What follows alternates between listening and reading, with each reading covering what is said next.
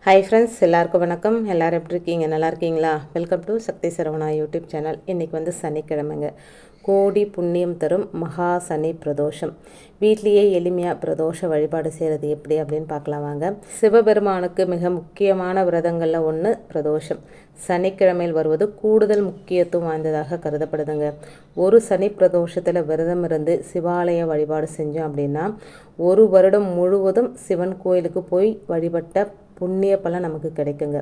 பிரதோஷ பூஜை முடிஞ்சதும் மற்றவங்களுக்கு கேட்காம நந்தியோட காதில் போய் நம்முடைய வேண்டுதலை சொன்னால் அதை அவர் சிவபெருமானிடம் சொல்லி விரைவில் நிறைவேற்றி வைப்பார் அப்படின்றது பக்தர்களோட நம்பிக்கை.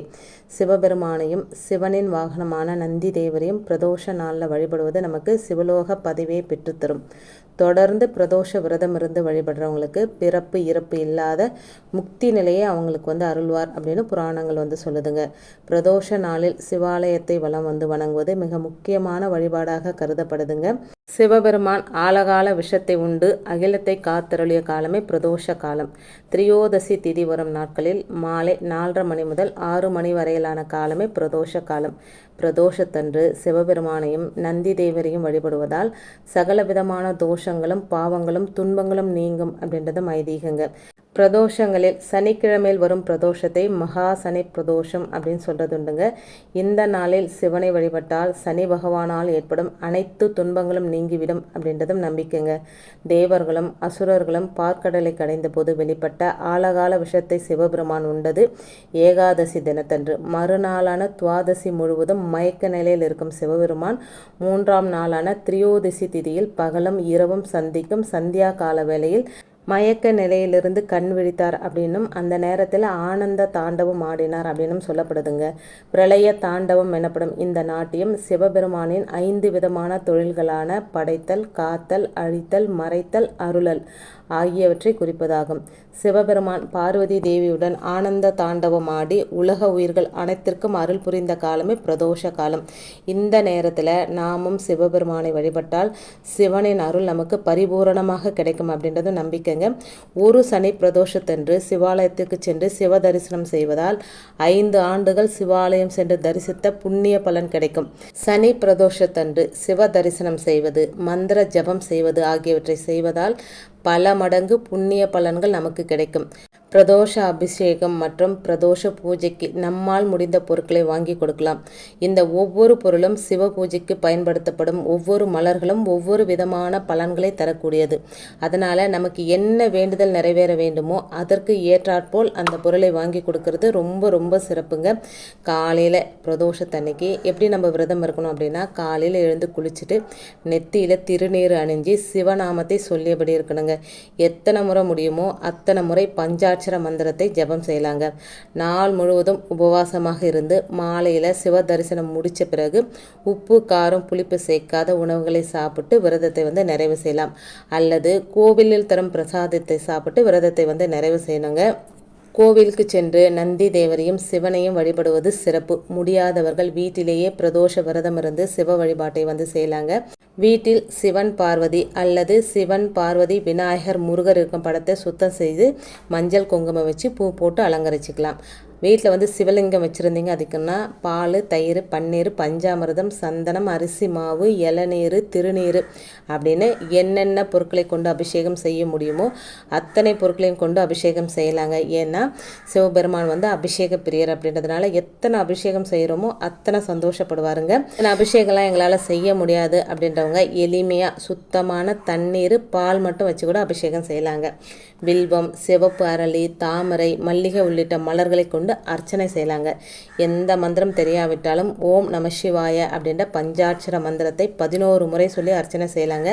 நம்மால் என்ன முடியுதோ அந்த பொருளை நெய்வேத்தியமாக வச்சு வழிபடலாம். எதுவுமே முடியல அப்படின்னா 2 வெத்தலை பாக்கு, வாழைப்பழம் வச்சு கூட வழிபடலாங்க. தீப தூப ஆராதனை காட்டி மற்றவங்களுக்கு பிரசாதத்தை கொடுத்துட்டு நாமும் சாப்பிட்டு விரதத்தை நிறைவு செய்யலாம். செய்யலாங்க. கோயிலுக்கு போயிட்டு வழிபாடு செய்கிறீங்க அப்படின்னா இந்த பொருட்களை அபிஷேகத்துக்கு வாங்கி கொடுத்து பாருங்கள். இந்த 5 பொருட்களை சிவன் கோவிலில் நடக்கும் பிரதோஷ பூஜைக்கு வாங்கி கொடுத்தால் கேட்ட வரங்கள் உடனே கிடைக்குங்க.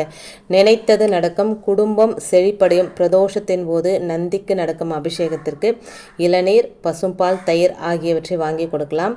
இந்த பொருட்களால் நந்திக்கு அபிஷேகம் செய்யும் போது அவரோட உடல் எப்படி குளிருமோ அதே போல நம்முடைய வாழ்க்கையில் இருக்கும் துயரங்கள் நீங்கி செழிப்படையும். அதற்கு பிறகு நந்திக்கும் சிவனுக்கும் நடக்கும் அர்ச்சனைக்கு வில்வம் வாங்கி கொடுக்கலாங்க. அபிஷேகம் அலங்காரங்கள் முடிந்த பிறகு சிவனுக்கு அணிவிக்க தாமரைப்பூ வாங்கி கொடுக்கலாங்க. பொதுவாக தாமரைப்பூ சிவனுக்கு விருப்பமான மலர்களில் ஒன்றுங்க. சிவனுக்கு தாமரைப்பூ படைத்து வழிபட்டால் வேண்டிய வரங்களை அள்ளி அள்ளி கொடுப்பார். அதுவும் சனி பிரதோஷத்தன்று சிவனுக்கு தாமரைப்பூ படைத்து வழிபட்டால் நீங்கள் வேண்டிய வரங்கள் கிடைக்குங்க.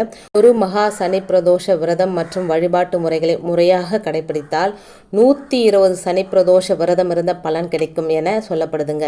இந்த 5 பொருட்களையும் வாங்கி கொடுக்க முடியாதவங்க இதில் ஏதாவது ஒன்றை மட்டுமாவது வாங்கி கொடுக்கலாங்க. இதனால் சிவனுடைய முழு அருளும் நமக்கு கிடைக்குங்க.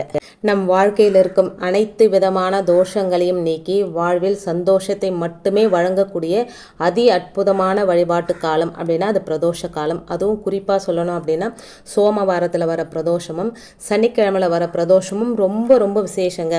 திங்கக்கிழமை அப்படின்றது சிவபெருமானுக்கு உரிய நாள். அதே போல் சனிக்கிழமையில் வர பிரதோஷமும் ரொம்ப ரொம்ப விசேஷமான ஒரு பிரதோஷம். நம்ம எந்த பிரதோஷ வழிபாட்டை செய்யலைன்னாலும் இந்த சனிக்கிழமையில் வர பிரதோஷத்தையும் திங்கக்கிழமையில் வர பிரதோஷத்தையும் மிஸ் பண்ணாமல் செய்யணும் அப்படின்னு சொல்லப்படுதுங்க. சிவபெருமான் ஆழகால விஷத்தை உண்டு தேவர்களை காத்து அருள் செய்து ஆனந்த நடனம் ஆடிய வேலையே பிரதோஷ காலம்.